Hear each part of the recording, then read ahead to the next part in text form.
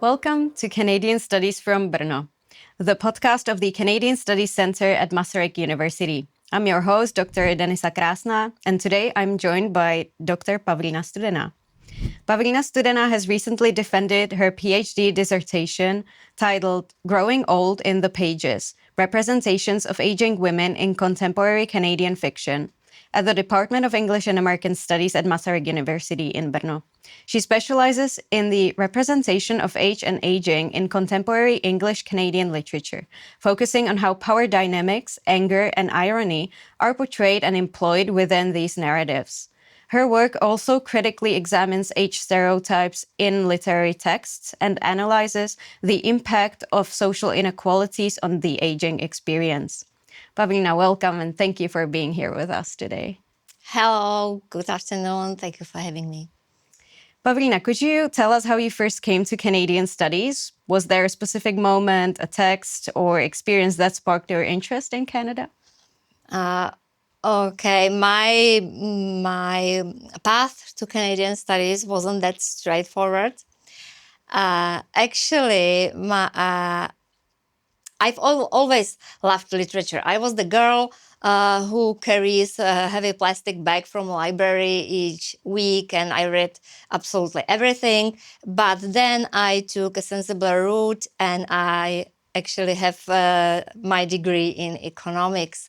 And I've been working for years in marketing and foreign trade. And then I decided that the door to literature, to English literature, to English studies have been closed for so long that I decided to just come back. And I remember my first lecture with Don Sparling, actually, and he talked about Canada, and he played a very brief interview with Margaret Atwood, and I was somehow lost. And you're probably not the first one that has a similar experience with Don Sparling. I think he's the person who probably sparked interest in Canadian studies in many students. I bet. And so, Pavlína, you first started your MA and you wrote a thesis, a very good thesis on Chicanx literature in the United States. And only after that, you decided to go for a PhD in Canadian studies, right? Yes. Actually, I was interested in young adult novels, in coming-of-age novels, and Chicana literature and Canadian literature. Somehow, they have some common features. Mm-hmm. And it brings me to these older women characters, which I researched in my dissertation. Because, in Chicana literature or in Chicana culture, aging women, grandmothers, have a very strong position. There are special figures in a family hierarchy. And in our Western culture, it's completely different.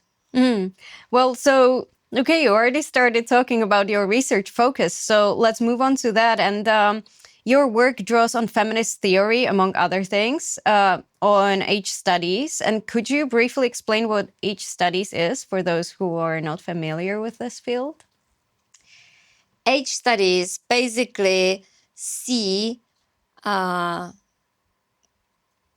age in a similar way as gender studies see gender, similarly as race studies see race. So it's a way how to categorize people, how to put them into a hierarchy, how to select them, how to group them, and age studies seek to deconstruct the labels, the script which is prescribed for people in various age group. It is not necessarily only about aging people. Sure. Age studies can it can concern teenagers, for example. Of course, and there are certain stereotypes associated with every age group. Definitely. And that's something that age studies deconstruct, if I get it Yes, right. it is. Whenever you hear act your age, dress for your age, according to your age, that's the thing age studies is concerned. And what drew you to this topic in the first place? What sparked your interest in age and in aging characters in fiction? When I was, it's a cliche, but and a pattern, but it's true. When I first read *The Stone Angel* by Margaret Lawrence, which is this is a canonical work, not only of Canadian literature, but in age studies, literary gerontology specifically as such. And the character of Hagar Shipley is so it's so brilliant. It's so it is so brilliant novel that I just wanted more. And Margaret Atwood, in her Survival, already said that in Canadian fiction there is the trope of wild and problematic and angry old women characters. So Canadian literature is full of them. And so Canadian literature is particularly suited to exploring these themes, as I understand from what you're saying. Definitely, definitely. And you mentioned that older women have often been either invisible or reduced to stereotypes. So could you name some of the most common ones? Most common stereotypes about aging women in literature. Do you remember fairy tales? Sure.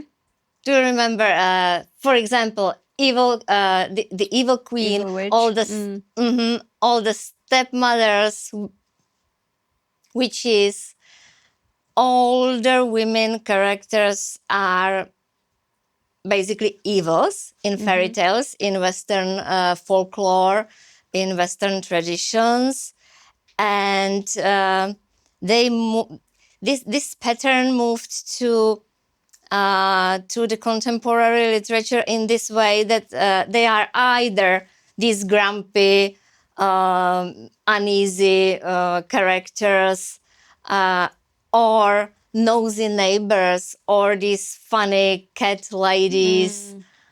Of course, the cat lady Or stereotype. they are just grandmothers. They are just grannies. A background noise in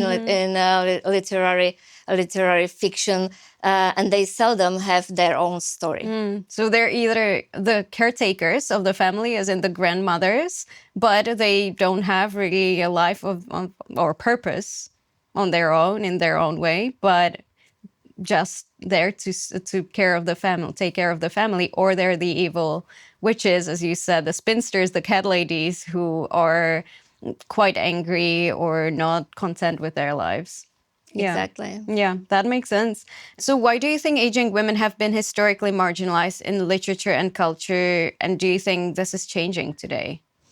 I think it's connected with the fear of women's power in folklore, in traditions, and they were very often historically put in the margins of society. They were feared, and all the rumors, all the myths, and the whole mythology about, for example, single women have emerged. So it's a tradition in our culture to some extent.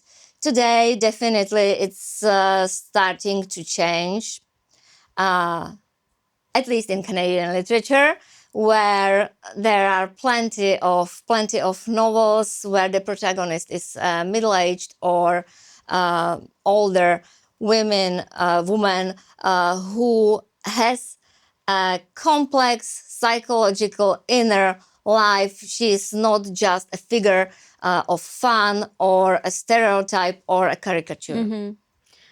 That's amazing. So what were your primary sources and how did you choose them? I built my research around The Stone Angel, as I already mentioned, the novel. because it's the canon, and I was interested in how the approach to aging female characters has changed in the 50 years or so. So the rest of my primary sources were very contemporary novels, and I tried to find a variety.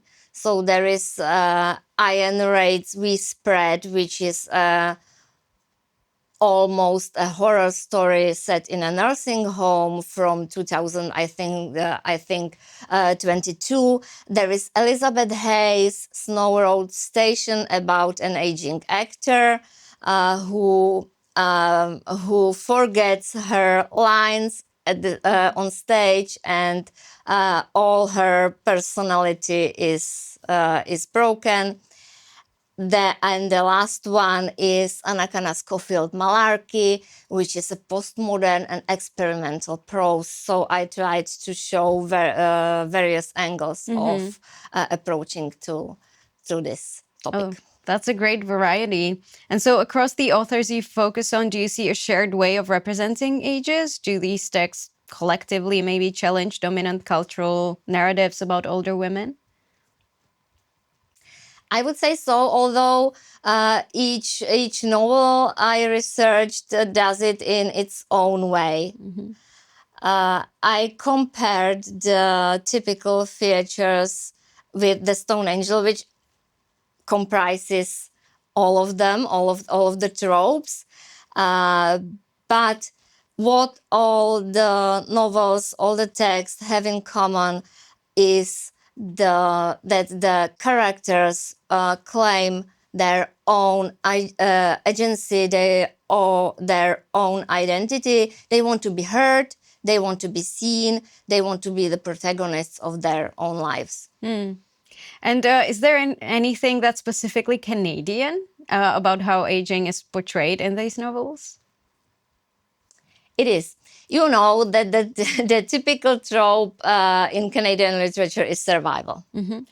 And I would say that the survival is the thing here. Although the survival the characters are not trying to survive the cold or the wilderness. They are trying to survive in the environment of social scripts. They are trying to survive the self, their own identity. You already mentioned that one of your key arguments is that Canadian literature portrays aging women as active and resistant subjects, so they have their agency. But what does it mean in practice? Can you give us an example from the novels that you researched? The typical example, take Hagar Shipley. Her family has already filled in the papers for putting her in a nursing home, and what does she do is that she just runs. She runs away. She runs into an abandoned, decaying fish cannery at the seaside, and she just refuses to be put in a nursing home, for example. That's a great example. And one of this is slightly connected, but one of the most fascinating aspects of your work is late life anger. Like this is exactly the example of this woman, this character being angry. But why is women's anger, especially in old age, often seen as problematic? Can it be seen as empowering instead? And how is it portrayed in Canadian fiction? The thing with anger, that it's interesting that when imagine an older man who is angry, it's a sign of his strength, of his power, of his will. And when an aging woman is angry, it is very often dismissed as a sign of dementia, as hysteria, or something like that. So this is a very, very different treatment, a very different way how we perceive anger in aging people. whether it's men or women. And Canadian literature, would you say that it's now moving towards portraying this slightly differently, or trying to maybe challenge this stereotypical way of depicting anger? The literary texts in Canada very interestingly mix anger with irony, and the characters use very sharp observations, very sharp ironical remarks together with their anger. So they are seldom just furious. Hagar Shipley is, of course, but the mixture of these two make it very, very specific. And I would say you were asking about the power of anger. I would say yes, definitely. But the anger can be also isolating, but the characters use it to be heard, to be seen, to reclaim their individuality. They are trying to say, I am here and I want to say my word. So let's just move slightly towards you as the researcher. You suggest that literature doesn't just reflect reality, but it actively shapes how we think about aging. How does it do that? And do you think that literature can actually change how society treat older people? Literature can change many things, but I would put it the other way around. I would say that literature can change how we perceive aging.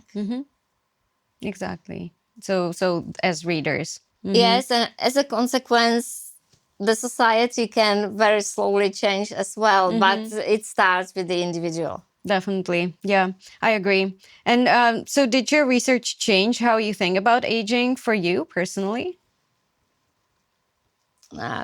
Perhaps I can say that I am a living example of my research since I finished my PhD just before I am going to turn 50, and my life and my career was supposed to be done, to be settled. I had a family, I had a career in foreign trade and things like that. And then I started to study and pursue my PhD. So I am a proof that you don't have to be 20-something to do this. And so to I would be a say student. Yeah, absolutely, you are. And a very successful student and researcher now.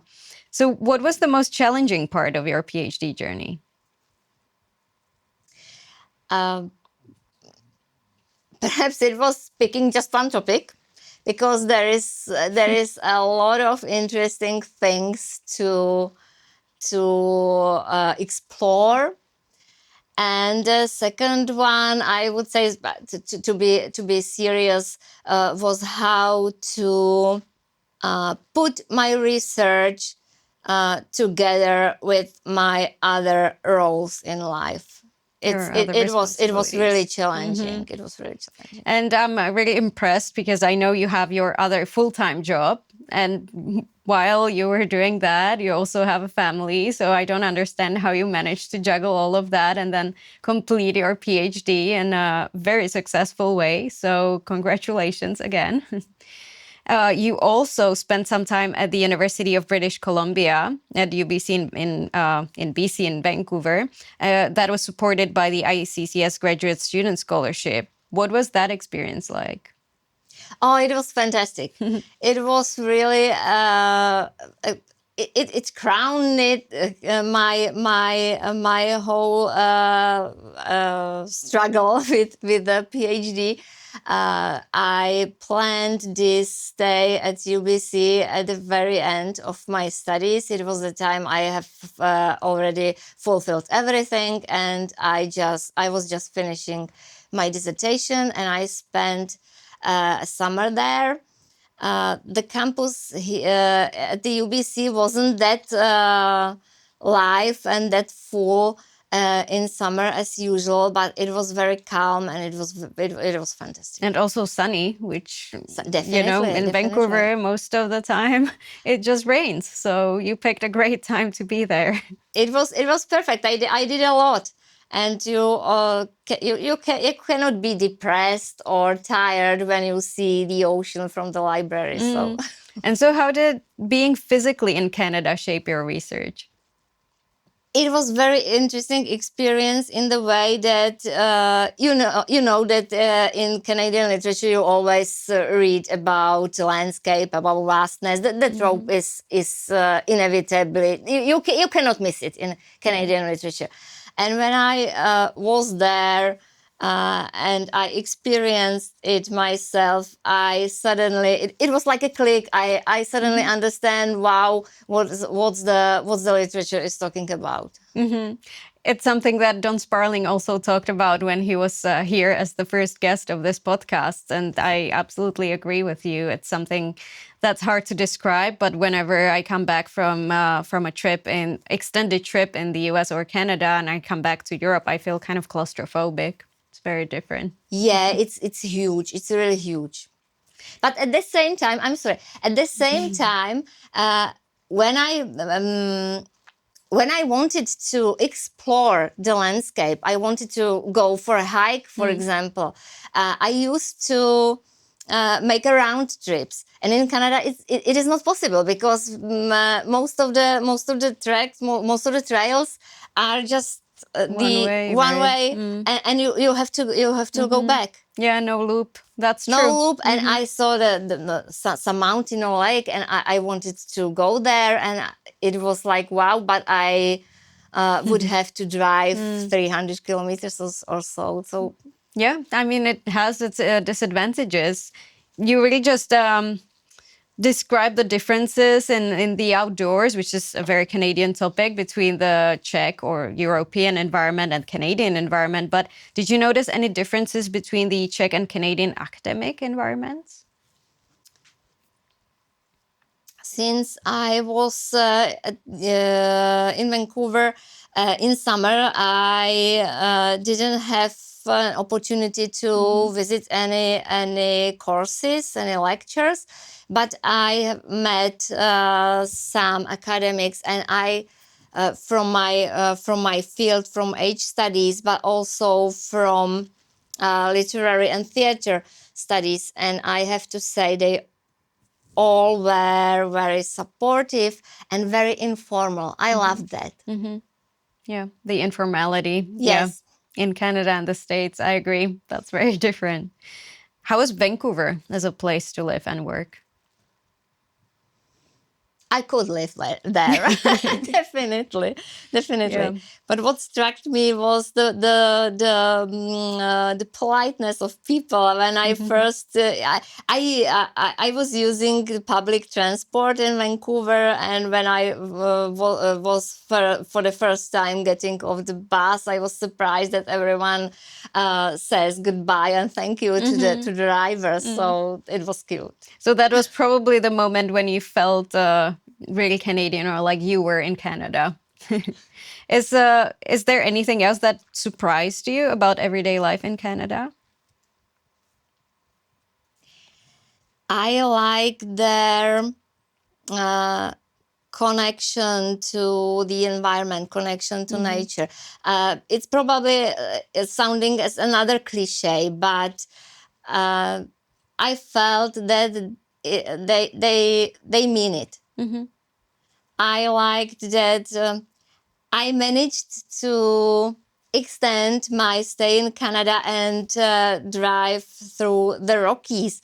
And it was fascinating that the Canadians just pull over the road and they take out the folding chair or even a love seat, and they just sit there for an hour or so, and they just sit and look at the lake or at the mountain. It was Absolutely. fantastic. Yeah, no, you're right. Especially in the western part of Canada, I absolutely notice it as well. This immersion into and doing nothing and be present. Yeah. be there in the environment. Yeah, it's a great time that you were there. And the summer, I think Canadians are also much happier in the summer, although Vancouver is also well known for the winter sports, and it has something, there's something to do all the time in every season. Would you recommend Canadian studies to prospective PhD students? Definitely, definitely, because Canadian literature, especially, is a laboratory of identity, and there is a lot of aspects from which to study, to explore almost everything. Which is something we're trying to show here in this podcast as well. Is there anything you wish you had known before starting your doctoral journey? What advice would you give to students considering a PhD? I would say pick the topic you love. Because PhD is not just a test of intelligence, but of endurance. And you cannot survive if you would have to research something you are not interested in. That's very true. It takes a while. Can you name one book on Canada you would recommend? On Canada, go and read Margaret Atwood's Book of Lives, which is her memoir, which came out, I think, last year, last autumn. Margaret Atwood is going to be 86, and she's a witch in a good sense. Very there true. is everything of Canada in her memoir, from living in a bush to being a woman writer to One of the being most an aging successful ones. woman. Perfect. Great recommendation. Do you have any recommendations for Canadian novels? Here I would go for a funny one. Try to read Lydia M. Hawke's fantasy series Crown Wars. I think the first book is titled Becoming Crown, and it's about midlife or middle age woman who is invited to the world of magic. She basically receives her Hogwarts letter in her 60th birthday, and it's fun. Sounds fun. Thank you for that. And do you have any current research plans, or are you taking a break? When I was defending my dissertation, one of my reviewers suggests applying my research to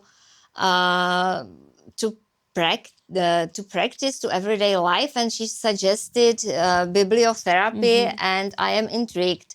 Bibliotherapy means that it gives you, or it gives older people a map how to navigate their situation in this world. They can talk. They can read about the characters which experience similar situations. They can use their language, their vocabulary, and they get tools how to claim their own agency and individuality. So it is very interesting. That sounds very interesting and also very important. So good luck with that.